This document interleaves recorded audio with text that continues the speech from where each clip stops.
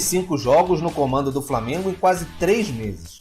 Alternou momentos difíceis com 12 jogos de invencibilidade, mas ainda não conseguiu ser líder do Campeonato Brasileiro.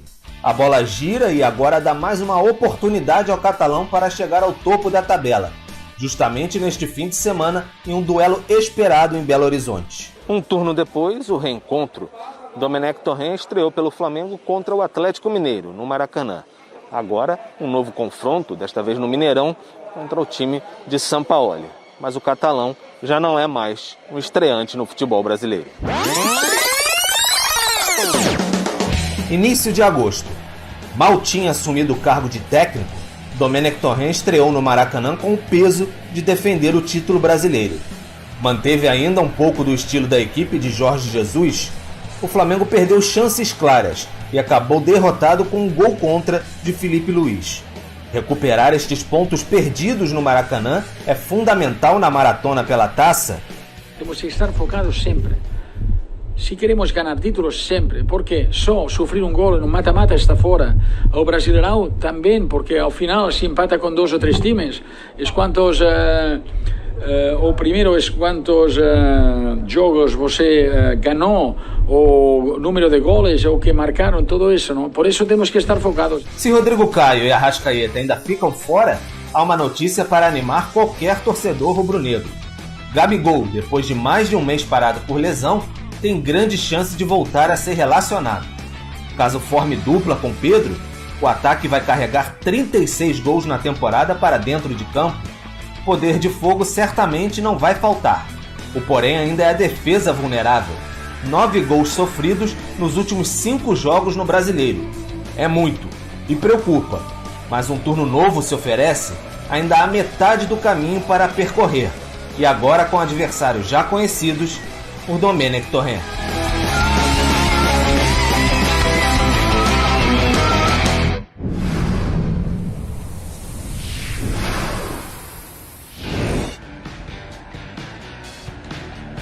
E rapaz, agora dá uma olhada nessa informação, hein? Você tem o Gabigol voltando, ainda falando do Flamengo, né? Tem desfalque pro ataque. O Tite, técnico da seleção brasileira, relacionou o Pedro para os próximos jogos válidos pelas eliminatórias sul-americanas para a Copa do Mundo de 22 no Catar. O jogador estava convocado como suplente da seleção. Agora a lista está reformulada, né, pelo treinador, tem 24 jogadores, já que o Neymar machucado segue convocado, só que se apresenta em Teresópolis na próxima segunda-feira junto com o Pedro. A diretoria do Flamengo está tentando ainda a liberação do atacante e do meia, do Everton Ribeiro. Esse já estava na lista para que os dois possam atuar pelo menos nesse jogo de ida das quartas de final da Copa do Brasil contra o São Paulo, que é dia 11 de novembro, né? A partida contra a Venezuela é no dia 13. Sei não, hein, Felipe?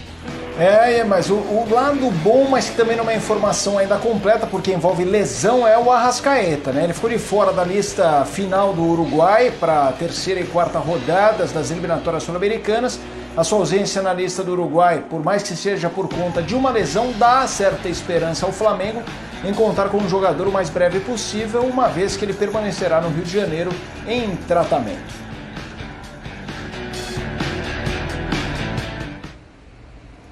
Mas antes desse imbróglio todo aí, né, tem a rodada do final de semana, a gente falou aqui do Atlético Mineiro, vamos pro outro lado então do confronto. Muita gente via nesse começo de campeonato o Galo como franco favorito, né, só tem o brasileiro, só que agora mudou um pouco. Desandou e desandou bonito, por isso é importantíssimo esse jogo, além da questão matemática que a gente citou, confronto direto, jogo de 6 pontos, para recuperar o embalo, engatar de novo a velocidade no Brasileirão e o lado emocional que parece bastante comprometido. Quem fala do Atlético Mineiro aqui no Sport Center é o repórter Vinícius Nicoletti.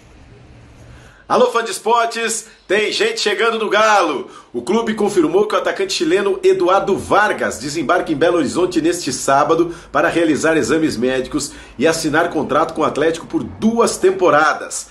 Vargas tinha vínculo com o Tigres do México até o final de dezembro, mas o Atlético entrou num acordo com o clube mexicano e vai pagar cerca de 9 milhões de reais para que o jogador seja liberado antes do fim do contrato.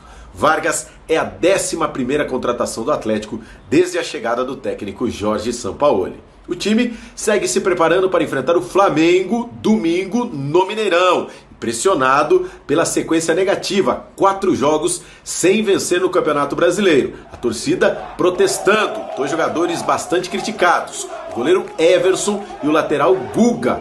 Guga, inclusive, teve conversa com integrantes da principal torcida organizada do clube. E o goleiro Everson falou sobre esta pressão, a necessidade de voltar a vencer no domingo. Vamos acompanhar. Jogar no Atlético sempre tem uma responsabilidade muito grande. A gente sabe que a massa atleticana é uma massa muito ativa, ela apoia muito e cobra muito também. Mas a gente vem trabalhando, creio que não seja por conta da indicação do professor Sampaoli. Sim, pelos últimos resultados dos últimos jogos, em alguns gols poderia ter tomado alguma atitude diferente também. Mas é assumir a responsabilidade, continuar trabalhando no dia a dia para ficar preparado. Se o professor optar nos jogos, a gente procurar estar representando muito bem a equipe do Atlético. Com certeza eu sei que foi uma conversa para melhor rendimento do nosso amigo, do Guga, e também para nos dar apoio, porque com certeza a gente junto, a gente é mais forte, a gente vai brigar por esse título do Brasileiro. A novidade no Atlético é a volta do atacante Keno, artilheiro do time no Campeonato Brasileiro com 8 gols, que estava suspenso na última rodada. Com isso, um provável Atlético para enfrentar o Flamengo com Everson no gol, Guga, Hever, Júnior Alonso e o Guilherme Arana, o meio-campo com o Jair, Natan e Alan Franco, o ataque com Savarino, Sacha ou Marrone e o Keno retornando à equipe. O desfalque é o técnico Jorge Sampaoli, que pela segunda vez nesse Campeonato Brasileiro está suspenso e não vai poder comandar o time do banco de reservas.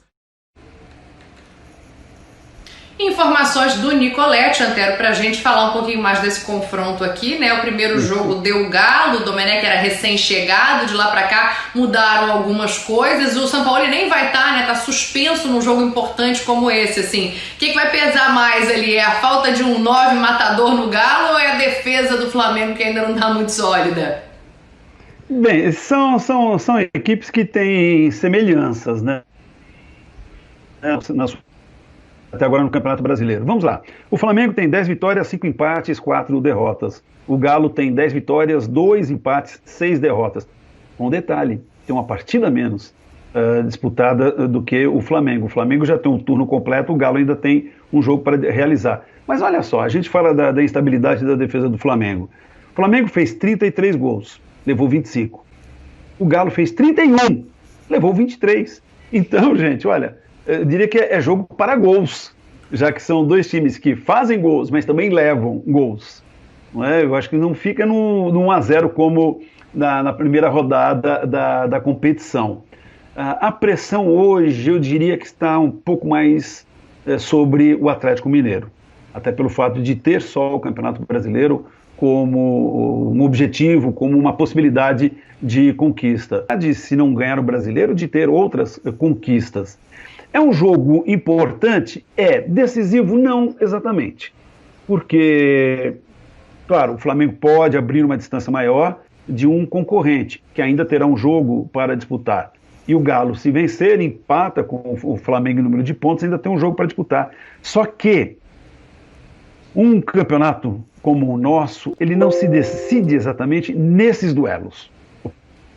Pelo menos entre times que estão na parte de cima, porque há a tendência de um roubar ponto de outro. O Galo pode perder do Flamengo, mas pode ganhar do Inter, que por sua vez pode ganhar do Flamengo, que perde para o São Paulo, que depois vai ganhar do Atlético, que perde. Então, a briga ali sempre tem um rouba e ganha.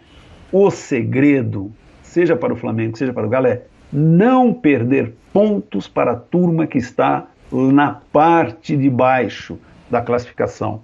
Porque esses são os pontos que não se recuperam.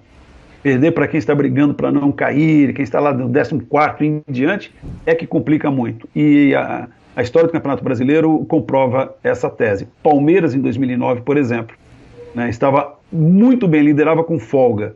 Nas últimas rodadas só pegava o pessoal da parte de baixo. Não ganhou de ninguém.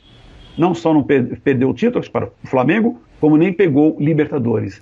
E para devolver para vocês, eu acho um absurdo seleção desfalcar clubes num momento importante como esse, com um calendário mais estreito, mais apertado, com fase decisiva de Copa do Brasil, de próprio Campeonato Brasileiro, eventualmente de Libertadores. É que para atender a compromissos comerciais, acordos das seleções, nós de novo temos essa fórmula de eliminatórias com de ida a todos. É uma fórmula que pode ser interessante em tempos normais. Dessa vez não, deveria ser reformulado. Talvez 2 grupos de 5 e daí com menos jogos poderiam ser apurados os times que iriam representar a América do Sul na Copa do Mundo. Agora, dessa forma, quem paga o preço são os clubes. A gente segue acelerando aqui no Sport Center. O assunto é o Corinthians eliminado da Copa do Brasil para o América Mineiro.